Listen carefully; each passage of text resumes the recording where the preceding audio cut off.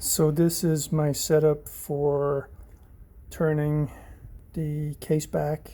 It's just a micro lathe with a formed piece of hardwood, and then you just spin a silver disc over the top and clamp it all in place, and then I can use this post here to take a burnisher and just basically form against that and form the case, and then spin it and then trim the case to size.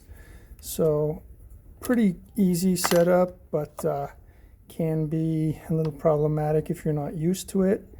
And then we take this lovely case, which is going to be ready for polishing, and here I've already made the case back ring, and that actually just sits perfectly into that case back ring that I made earlier.